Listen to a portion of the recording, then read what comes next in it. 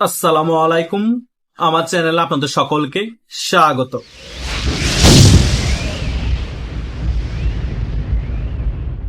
BNP সরকার যতই পাকিস্তান এবং America ঘেঁষা হচ্ছে, ততই আওয়ামী লীগকে বাংলাদেশের রাজনীতিতে ফিরিয়ে আনার জন্য ভারত, চীন, রাশিয়া একযোগে কাজ করছে। কারণ একটা জিনিস আমাদের মাথায় রাখতে হবে, রাশিয়া কোনোভাবেই চায় না আমেরিকা সাউথ ব্লকের মধ্যে আধিপত্য বিস্তার করুক। তদ্রুপ ভারতও কোনোভাবে চায় না বাংলাদেশের মধ্যে আমেরিকার আধিপত্য এককভাবে থাকুক। চীনও কিন্তু সেটা চায় না। তাই এই বিএনপি সরকার যতই আমেরিকা ঘেঁষা হবে, ততই আওয়ামী লীগের জন্য প্লাস পয়েন্ট। কারণ তিন পরাশক্তি ভারত, চীন, রাশিয়া একত্রিত হয়েই আওয়ামী লীগকে ফেরানোর জন্য কাজ করবে। অলরেডি সেটাই হচ্ছে। ভিতরগত অনেক তথ্য আমরা জানতে পারছি। এই তিনটা পরাশক্তি কূটনীতিকভাবে, আন্তর্জাতিকভাবে অনেক বিশাল বিশাল খেলা খেলছে, জাস্ট আওয়ামী লীগকে বাংলাদেশের রাজনীতিতে ফেরানোর জন্য এবং শেখ হাসিনা যাতে খুব শীঘ্রই বাংলাদেশে ফিরে যেতে পারে। এখন অনেকেই বলতে পারে, চীন এবং রাশিয়ার লাভ কি আওয়ামী লীগ যদি আবার বাংলাদেশের রাজনীতিতে ফিরে আসে এবং শেখ হাসিনা যদি ফিরে যায়? আরে ভাই, তারা লাভ লোকসান চিন্তা করছে না, তারা চিন্তা করছে একটা কলা গাছও যদি বাংলাদেশে সরকার হিসেবে থাকে সেটাও ভালো, যাতে আমেরিকার সাথে সম্পর্ক না রাখে। কিন্তু এখন বিএনপি সরকার তো ডাইরেক্ট আমেরিকার সাথে সম্পর্ক রাখছে, আর এই বর্তমান সরকার হচ্ছে আমেরিকার সরকার।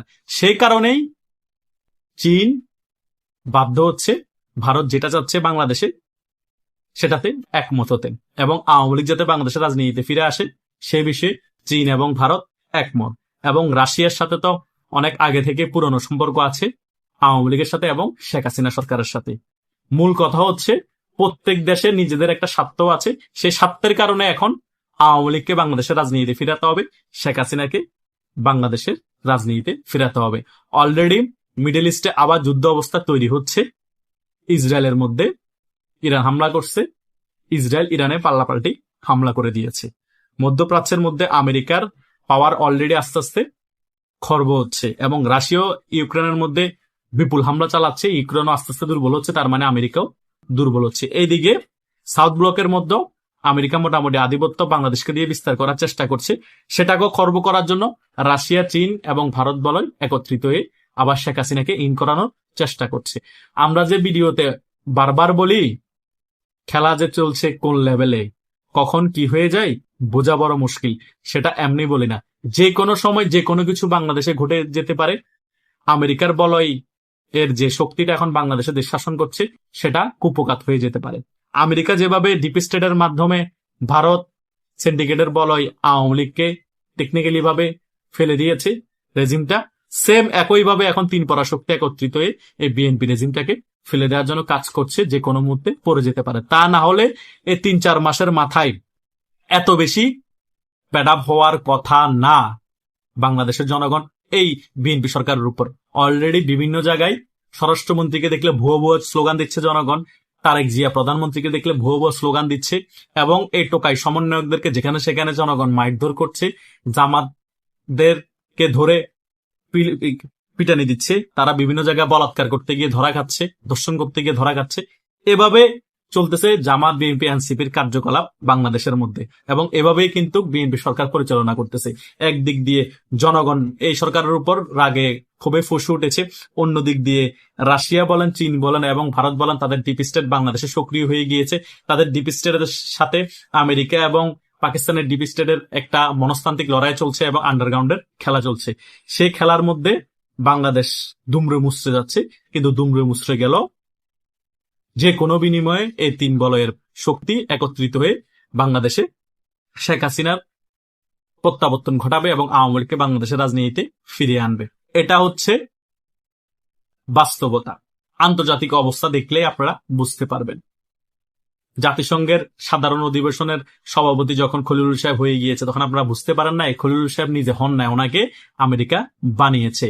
আমেরিকা চাচ্ছে তাদের প্রতিনিধি জাতিসংঘে এখন থাকুক, কারণ এই খলিল সাহেব তো বাংলাদেশের আদ্যপান্ত মোটামুটি পররাষ্ট্র উপদেষ্টা এবং পররাষ্ট্রমন্ত্রী থাকার ফলে সকল কিছু বুঝতে পেরেছে। এখন জাতিসংঘের সাধারণ অধিবেশনের সভাপতি হওয়ার পরে সকল কিছু আমেরিকার কাছে তথ্য পাঠিয়ে দিবে বাংলাদেশকে নিয়ে, এবং বাংলাদেশকে কিভাবে নিয়ন্ত্রণ করতে পারবে, কুপকাত করে রাখতে পারবে, বিএনপি সরকারকে কিভাবে ব্ল্যাকমেল করতে পারবে, চাপে রাখতে পারবে, সে বিষয়ের টোটকাও কিন্তু এই খলিলুর সাহেব আমেরিকাকে দিয়ে দিবে এবং বিএনপিকে ব্ল্যাকমেল করে বাংলাদেশের সম্পূর্ণরূপে আধিপত্য বিস্তার করবে। কোনো চুক্তিও যাতে বাতিল করতে না পারে আমেরিকার সাথে, সেটার ব্যাপারে আমেরিকা প্রেশার ক্রিয়েট করে রাখবে। এবং আমেরিকা যত স্বার্থ আছে বাংলাদেশের মধ্যে, সকল স্বার্থ বিএনপি জামাত এই জোটের কাছ থেকে হাসিল করে নিবে।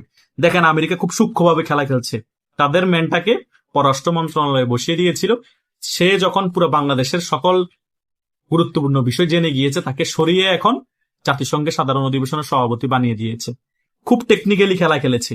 আবার এই নোবেল লরিয়েট শান্তিতে ডক্টর ইউনূসকে 5 আগস্টের পরবর্তী সময় টেকনিক্যালি ভাবে বাংলাদেশে এনে প্রধান উপদেষ্টা বানিয়ে ফেলেছে। প্রধান উপদেষ্টা বানিয়ে নির্বাচনের আগ মুহূর্তে 3 দিন আগে দেশ বিরোধী একটা চুক্তিও করে নিয়েছে আমেরিকা। এখন বাংলাদেশের যতই খেলা চলছে, যতই মেটিকুলাস ডিজাইন চলছে, সকল খেলা কিন্তু আমেরিকা খেলছে।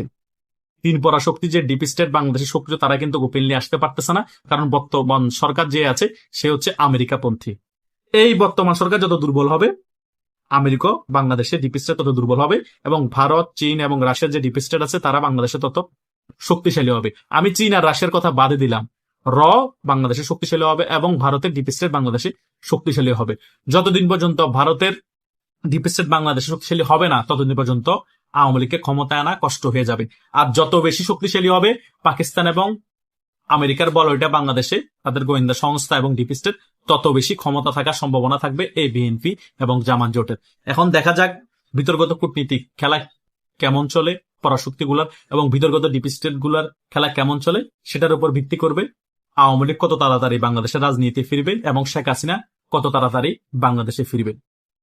যে ডিপ স্টেটের খেলা যত বেশি স্ট্রং থাকবে, সে ডিপ স্টেটই জয়লাভ করবে, আর যে ডিপ স্টেট দুর্বল থাকবে, সে ডিপ স্টেটের বলয় ক্ষমতায় আসতে দেরি হবে। এখন আমেরিকার ডিপ স্টেটের বলয়টা খুবই পাওয়ারফুল, খুবই শক্তিশালী, সে কারণে বিএনপি এখনো ক্ষমতায় আছে।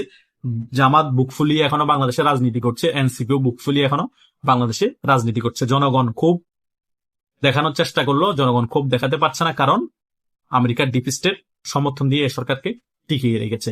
কিন্তু ভারতের ডিপ স্টেট টেকনিক্যালি ভাবে জনগণের ক্ষোভকে আরো বেশি ত্বরান্বিত করতে পারলে এবং আওয়ামী লীগকে বাংলাদেশের রাজনীতি আরো বেশি সংগঠিত এবং শক্তিশালী করতে পারলে, তাহলে আন্দোলন সংগ্রামের মাধ্যমে, এই রেজিমটাকে পতনের মাধ্যমে ভারতের ডিপ স্টেট বাংলাদেশে শক্তিশালী হতে পারবে এবং ভারত, চীন, রাশিয়ার আধিপত্য বাংলাদেশে আবার বিস্তার হবে। তা না হলে একক আধিপত্য থাকবে আমেরিকার, আর সেই একক আধিপত্য চীন, রাশিয়া, ভারত কোনোভাবে মেনে নিবে না। আশা করছি আমি এই ভিডিওর আলোচনায় যে পুঙ্খানুপুঙ্খানু বিষয়গুলো আপনাদেরকে তুলে ধরেছি, আপনাদের এই বিষয়টা নিয়ে যতগুলো কনফিউশন ছিল, সকল কনফিউশন দূর হয়ে যাওয়ার কথা। তারপরে কোনো প্রশ্ন থাকলে এই ভিডিওর কমেন্ট বক্স আছে, সেখানে আপনারা আমাকে প্রশ্ন করতে পারেন। ধন্যবাদ সকলকে।